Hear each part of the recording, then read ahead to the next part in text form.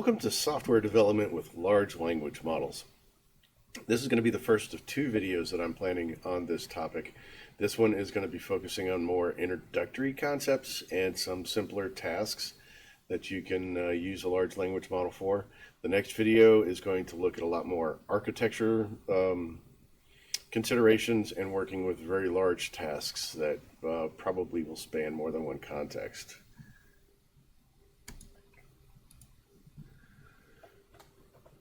Sometimes I need to dig a hole. You just never can tell what you're going to need a hole for. I'm not really good at digging holes. I don't particularly like digging holes. But I've got a machine now that digs holes for me. This machine digs these holes so fast and so cheap. And it can do any kind of hole that I want, any shape of hole, any style of hole, holes with intricate designs and things that I couldn't even imagine in the realm of hole digging before now. I need holes for lots of things. Holes are tremendously useful. You want to put up a fence, you need to start with some holes. You want to build a house, plant a garden, all of those need holes. The thing is, the hole is the beginning of the project. The hole isn't the end of the project. So the concept that I'm just going to work with one of these artificial intelligences and I'm going to feed it what I want and it's going to spit out exactly what I need every time is a bit of a fallacy. The hole is the beginning of the project means that I need to take that hole and I need to do something with it. I need to put something on top of it, put something in it, have it be part of the foundation of a much larger work. And not having to break out a shovel and dig the hole myself is a tremendous savings in effort, time, ultimately money. And besides, this thing digs some really nice holes, much better than the holes I was digging myself previously. One question that you should ask yourself constantly, I ask myself like on a daily basis, which of these large language models should I choose? There's a lot to choose from. You've got Claude, you've got Copilot, you got ChatGPT, arguably those two are the same thing. Gemini, Llama, Muse, and the list goes on and on and on. There are hundreds of different language models. And they all do pretty much the same thing to varying degrees. There's a lot of them that are free to one degree or another. You know, there may be some limitations, but you don't have to pay very much, even for the full-blown professional versions of a lot of these. The differences in most of them come down to what is built into the user interface and the user experience. A lot of the nice features like ChatGPT can run its own Python code in the user interface. That is a function of the user interface. ChatGPT doesn't run Python code. In fact, none of these run code. None of these surf the web. None of these do a lot of the extra features that are built into the user interface. That's provided by the user interface. And I'm going to talk more about this in the next video. A year ago, these things were all talented amateurs. I wouldn't trust a large language model. By the end of 2022, summer of 2023, I wouldn't have trusted one to write more than a couple of methods for me. And I'd be pretty specific about the methods that I want. And then over time, it's gotten to the point where I'm having it write entire classes. And now I'm working with these things, doing everything from the architecture, designing processes, writing multiple classes within the same context. They're much more like a professional coworker now than they were a year ago. A year ago, they were green, talented interns, but they've got some mileage behind them, and they're really getting good. For my money, today it's Claude, and that's true today. These things come out so fast, and they're getting so much better at such a rate. It's really hard to keep up. The Claude user interface has some nice features, though, that we're going to take a look at. That, for now, make that decision for me. So when you're working with your large language model, a lot of it comes down to prompting. And we hear the term prompt engineering. I don't know why that term bothers me, but it's gotten to where it does bother me, just as a slice of personal philosophy. Yeah, there are some engineering concepts and some problem-solving concepts that go into formatting a prompt, especially if you're doing something technical like software engineering. I'm not a big fan of prompt engineering. Engineering as a term implies that there's a discipline to it and that there's prescribed ways of doing things, and that just isn't the case. What works for one artificial intelligence is not going to work for another artificial intelligence. It's very much more like a soft skill. I mentioned earlier that it's like working with a talented coworker, and in a lot of ways, prompting them is like talking to a coworker. You want to make sure that it understands the task. That involves giving it lots of details about what you need it to do and providing it lots of data. And we're going to look at some examples of both of those things. Don't poison the context. The thing about a context with a large language model is it accumulates as the conversation goes along. So it remembers everything that you talked about previously in the conversation. Both the accurate things and the inaccurate things. If it gets a flawed idea or it just confabulates something completely wackadoodle, which happens from time to time, you don't want that to hang around in a context. Sometimes you could run into a situation where you're painting yourself into a corner and there's no way to paint yourself out of the corner. And don't just continue working within that context. At that point, it's a better idea to stop that conversation and go and start another one. Start over completely from scratch. And that's fine. A lot of these things have an iterative process, and not every iteration, not every swing at that bat is gonna hit. It's gonna connect. I like to say that they're 100% right 80% of the time. And that seems to be about true. 80% of the results that I get out of the large language model work flawlessly. And then it's just a matter of, repeated iterations to get it back to where you want to go. So it is going to be a cyclic thing.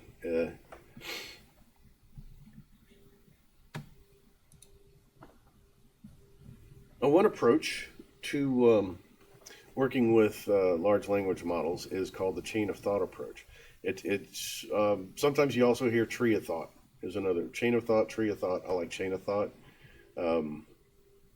The tree of thought analogy doesn't work as well with my approach for large language models, but it's a problem solving approach where you break down a task and you work through that task element by element. You start with the broad elements, and this is kind of where the tree of thought thing comes in.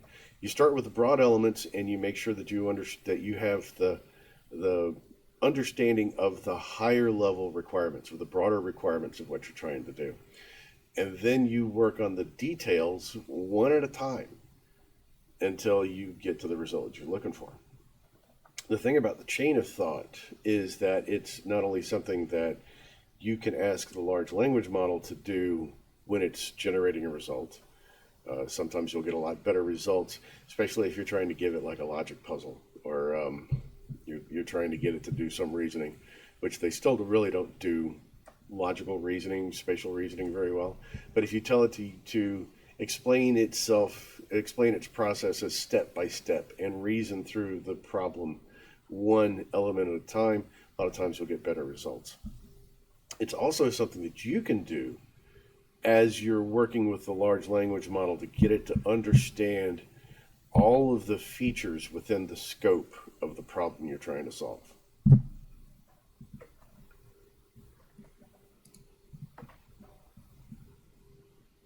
Some life-saving tips. Don't ask for too much at once. Unless it's a prompt where I can explain the prompt completely within a single prompt. A lot of times I will start the conversation by telling it not to generate any code until after we have reached an understanding of what exactly the problem requirements are. I ask it several times if it understands its task, if it has a handle on what needs to be done. This next one can be a little bit weird, but I've found that if you give the AI to role play, it will actually give you better results. I tell it, you are a brilliant researcher with a track record of success. You are a talented and knowledgeable software engineer, familiar with all of the processes of game development and C# development and the Unity game engine, for example. Um, and I think what that does is that sort of primes the pump for the large language model as it's looking through its knowledge base, trying to dig up the right code for you. It's going to look at the code that was written by the smartest people. It's going to look at the code that was generated with the most success. Conversely, if I tell it that it sucks at programming and then I ask it to write a program, well, it's probably going to look at bad programming in order to try and comply with what you're asking it to. And something else that's really weird, and I don't really understand this, but if you actually give it an actual role, like telling it you are Lieutenant Commander Worf, filling a personal log about the double shift experiment, where you're asking the large language model to play the role of a fictional character trying to solve the problem that you need solved. I don't know why that works better. Maybe it's just fun. Maybe it's just fun, and I think it works better.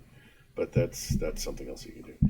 Every once in a while, stop to check your work, especially when you're working back and forth with a large language model, updating large scripts, and you're juggling multiple maybe classes and methods back and forth. It can get a little bit messy. I have a tendency to use the code generated by the large language model and then have it, and then I'll add some stuff to it. I'll make some little changes. And I don't tell the large language models about the changes that I've made. So there's a difference between the code base that I'm working with and the code base that the language model is generating. Every once in a while, you need to bring those together and make sure that you're back on the same page. And I'll do that by giving the language model the code that I've been working on and saying, here's what I'm currently working with. Let's bring this up to date. It's also useful to maybe rethink your entire design. Well, maybe not the entire design, but rethink what you're doing and refactor some things. If a variable was named something, frankly, silly early on in the process, going back and refactoring that with more meaningful names can be a useful thing to do. And if you're stuck, and this applies to a lot of different things, it could be a music generating model, or maybe you're trying to make a text to video prompt, or you're working with Midjourney or Dolly, and you're trying to describe an image. If you're stuck, you can always get the large language model to write the prompt for you. The large language model has lots of information about how to write effective prompts. So it's perfectly valid to, explain your problem as best you can, and then ask the language model to give you a prompt for another language model to solve that problem. That works really well. And then it's not really going to be an issue in this video, and we'll probably see an example of it in the next video. If you're working with something that gets so big that you start to run out of your context. These language models have a certain size to the conversation that they can accommodate. And then once you start hitting that limit on your context size, the results start slowing down. Claude particularly starts complaining and starts throwing up error messages, and it starts giving me notifications like, hey, this context is getting kind of long. Maybe you need to wrap it up, right? So once you start sensing that the context is getting a little long in the tooth, you can ask it to summarize the context. Give me a detailed summary of this conversation, and then carry that detailed summary over as part of the background information in your new context. It's not going to be picking it perfectly where everything left off, because every context is going to be a little bit different. But you'll get a head start on explaining the work that you're doing and getting back to where you were before if you run out of context size. This is a problem that hopefully will take care of itself in a year. Claude has, I think it's 125,000 tokens for its context size. I saw where somebody has stood up a version of the large llama 3.1 with over 1 million tokens in context size. It's not unreasonable to think that within a year or two we'll have language models that effectively have an infinite context. That'll be interesting. That'll be cool, but we're not there yet. So let's switch over to Claude and take a look at something. Now, the things that, and I'm going to show you a couple of things that make Claude really nice. The things that these language models can do today, it's just phenomenal what the progress that they've made in about a year. The problems and the programming assignments that I might give, say in a class, that a year ago would have been assignments, would have been projects in and of themselves, are now just simple prompts that you can have with the system. So I'm going to start with one that's fairly straightforward. I need a Three.JS simulation written in JavaScript with an HTML container, which means I'm going to be able to copy and paste this code right into a web page. It hopefully should have it work. So I'm telling it, I want to work with Three.JS, I want to work with JavaScript, I want to work with HTML. I need a simulation of the sun, the earth, and the moon.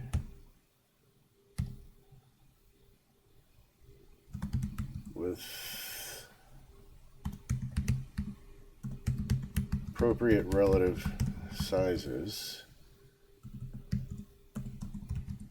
and colors. I want the moon to orbit the Earth and the Earth to revolve around the sun.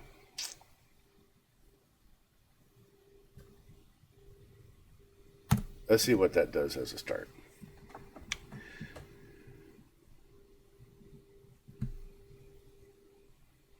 So now what Claude is doing is it's generating the script, and then it brought up this artifact over here. The artifact is what they call this other panel, and it's what I really like about Claude. So not only does the code appear in this, but it's also an HTML container. So as Claude writes the HTML code just runs in this container. It only works with certain things. It only works with like web-based elements that I can see. For other things like Python or C#, the code still appears in an artifact, and artifacts make it really easy to sort of manage different versions of the code that the LLM has generated. But React Native, HTML, JavaScript, all that stuff runs in the artifact, but Python, C#, other programming languages do not. ChatGPT does have the capability of running Python code in the interface. But for everything else, you're just going to have to copy the code out and paste it into something like Visual Studio Code or whatever you have to make this work a little better. All right, so there's the Earth, there's the Moon. The Moon is clearly orbiting around the Earth, and the Earth is orbiting around the Sun. Now I can come in and I can give it a little more details. Another tip that I do frequently is I complement it when the code is correct. All of this interaction with the large language model is going to be used at some time in the future to train the next version of the large language model. That's an expectation that I have. So by giving it positive feedback, I'm sort of notifying future large language models that, hey, this thing worked for me.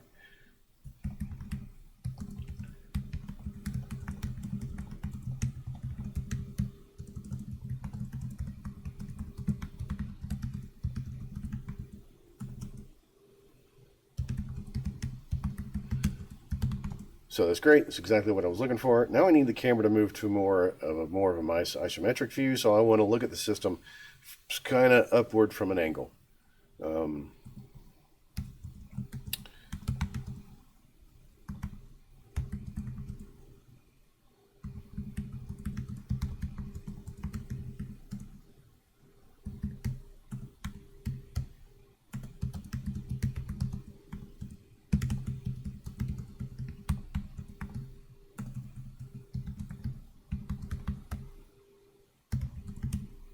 I also want the Earth to leave a short trail or a line behind it, a few pixels wide.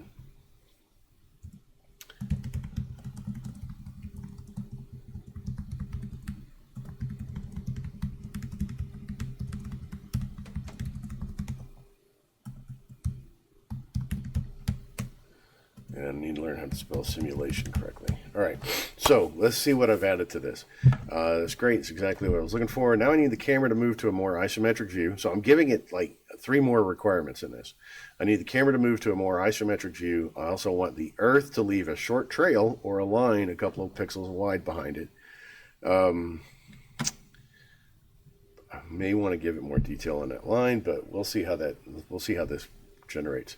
And then finally, I need a UI element with a slider to control the speed of the simulation.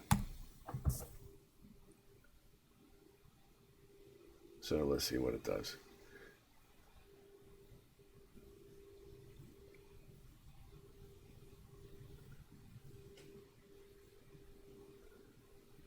So there it is right in the Three.JS code.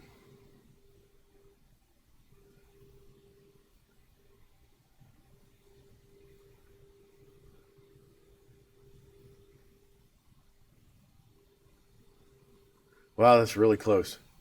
Okay, so the color of the line is wrong. Give me a nice little slider to control the simulation speed.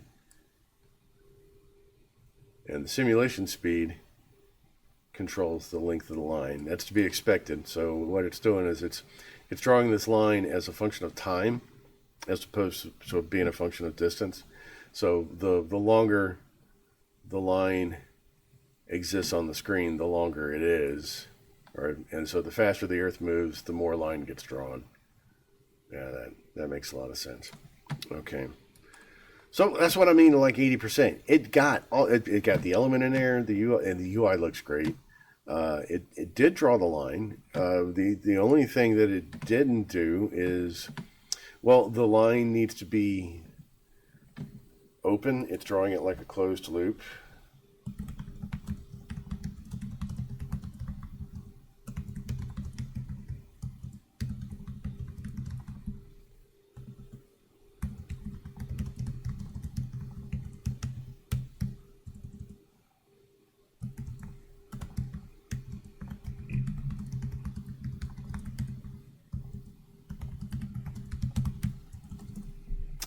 Something else that I do a lot of times, because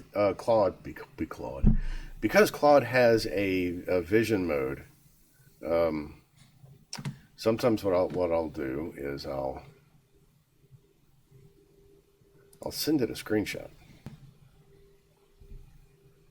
So I'll send it a screenshot. I'll capture this part of the screen because Claude, even though it generates that, it can't see that. Right, but Claude can work with images.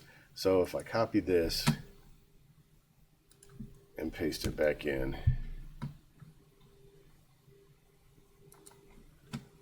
Claude's going to be able to look at that and be able to tell exactly what I'm talking about.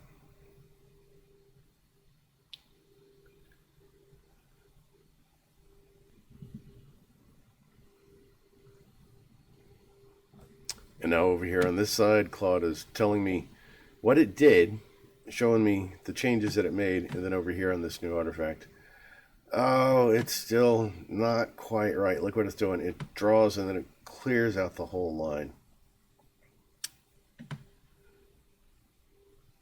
I can continue working with this, but I think I've squeezed about as much out of this example as I want to get for this video.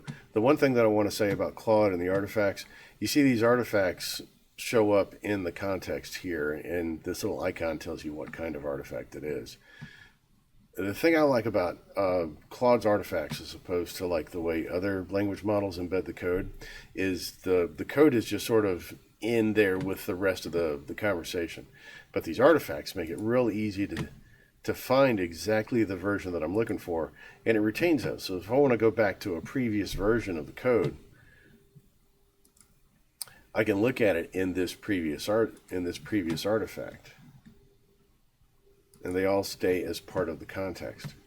So I can go back to any of them if I need to. Sort of like a very simple ad hoc revision control. I can always fall back to a previous working version if I need to.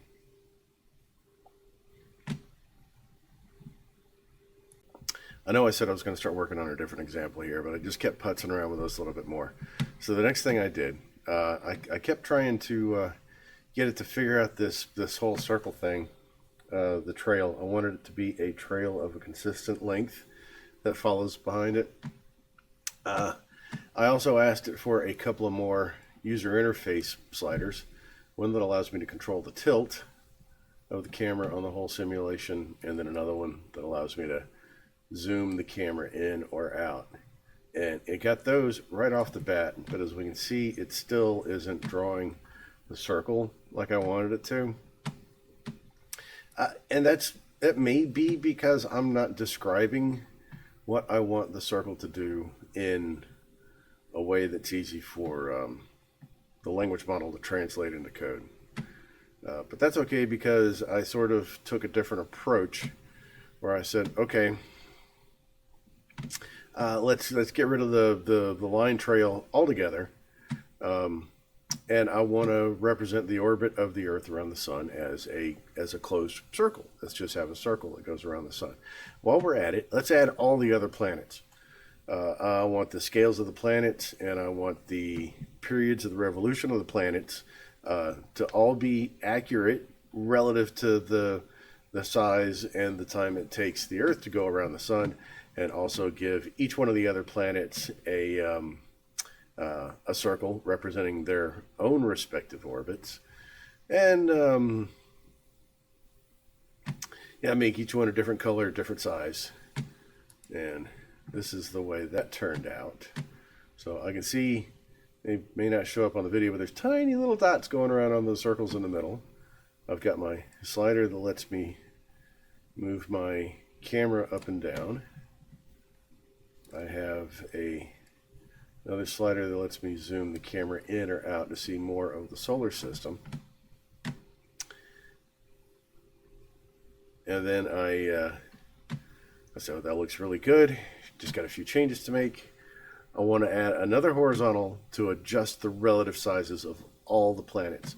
I also want to expand the range of the camera so that I can zoom further into the Sun and further out to see more of the solar system. And this is what it generated. So I also asked it for another slider to do the planet size, so I can make make the planets, all of the planets, grow or shrink by the same relative size.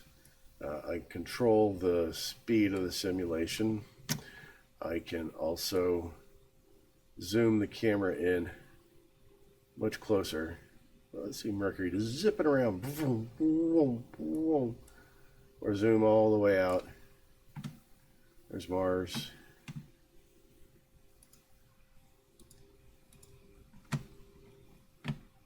And I can tilt the planets up and down. And you see, I can just keep building on this, right? I could give it textures for the planets and have it texture the planets. I could have it put stars in the background. It's all a matter of building off these iterations, one after another. I'm pausing every once in a while to evaluate every new feature and make sure that it's working right, or if it's needed at all. I'd say, for something like this, the circle thing, probably another couple of prompts. I could have gotten it to understand what I was trying to get it to do and got that fixed. But I do like the way the whole circle approach sort of looks with this. Now let's take a look at another example. This one using the Unity game engine, and it's a little more complicated in the initial prompt than the last one we looked at, but it's still what I would consider kind of a simple one-off class. So I start off by telling it you're an expert developer with C# and the Unity game engine, familiar with game development concepts and working with Unity.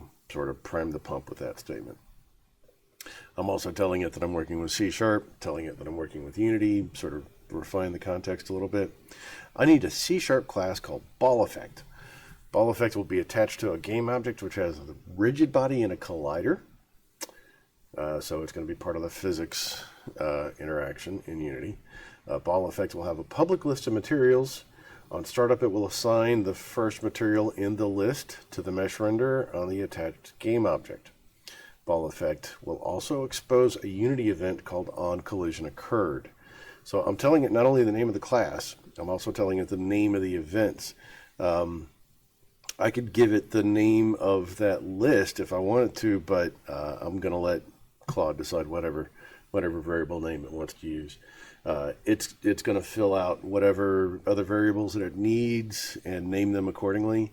It's going to need a reference to the mesh renderer. We'll see how he figures that out. Those are all details that if I wanted control over them, I could add to this prompt. Your mileage may vary on whether or not you need it or not. Sometimes I like the terms, and I like the way that Claude, particularly Claude, but they all do about the same thing.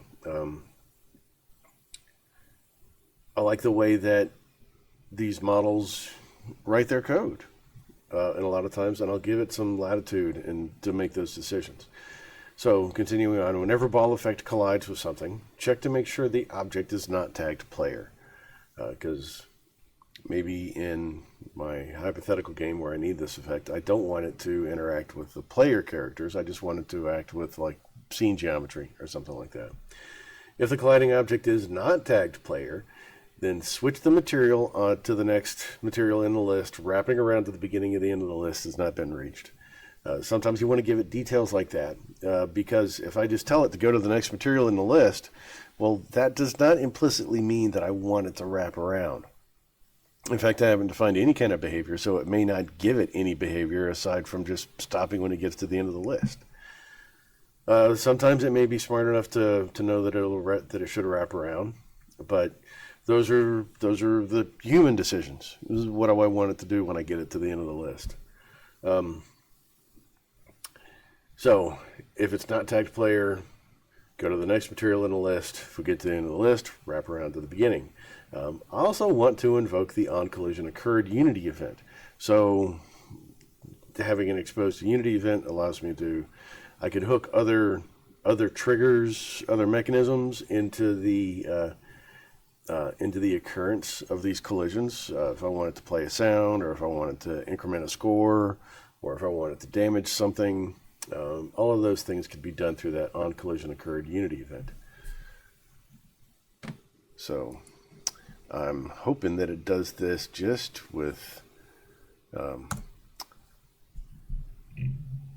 just this. Certainly, I'll create a C# class called BallEffect, and here it is. It's putting up in this little artifact over here.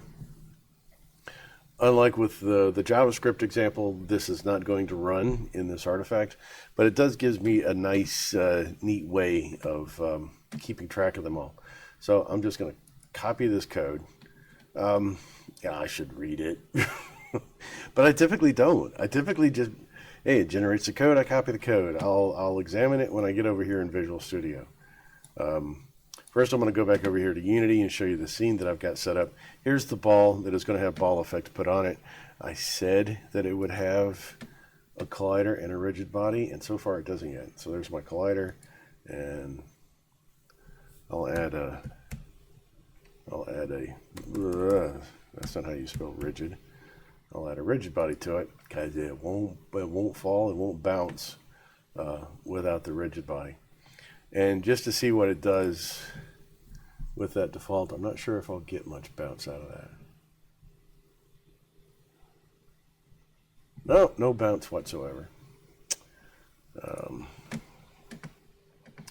So I will need to put a physics material on this. Do I have a physics material? I have a bouncy physics material.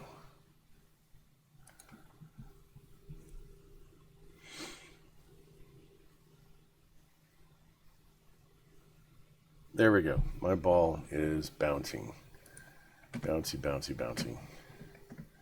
So if I go back over here to Visual Studio, here I've created a script called ball effect.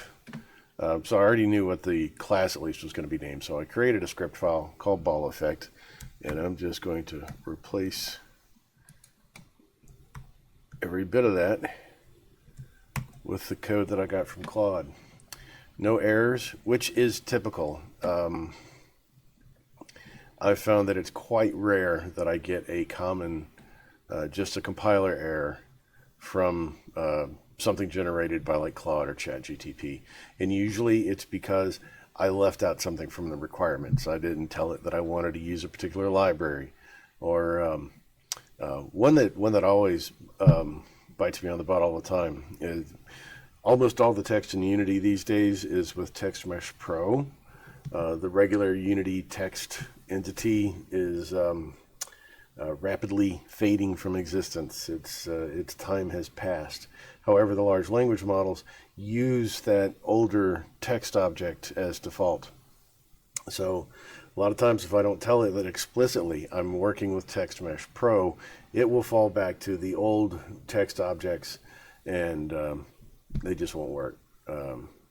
They just won't cut it. Especially if I'm expecting TextMesh Pro interactions and all that jazz. Okay, so save that, go back over here to Unity, take a look at my sphere. I need to actually add my ball effect component. And here's my empty list of materials. And there is my empty event. I'll go back down here. I've got a short collection of materials. So I'll just start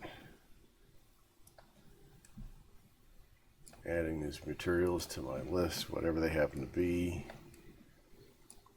This looks like, I just opened up an old project randomly and started working with this. So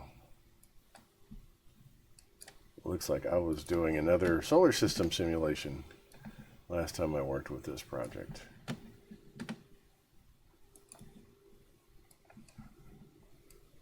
And I'm just going to populate this list with all the materials in this class here.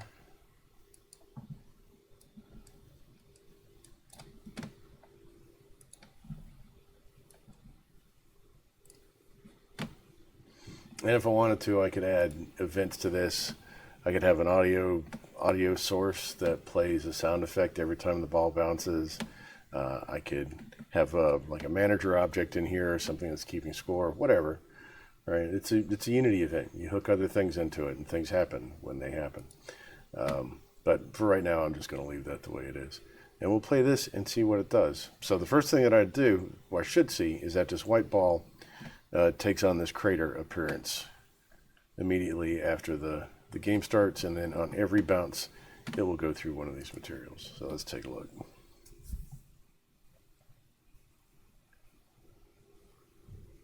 There's my crater, boom, there's bump, and bump, bump, bump, bump. To want to see if it circles back around. Crater, there we go. There we go. Looking at my console.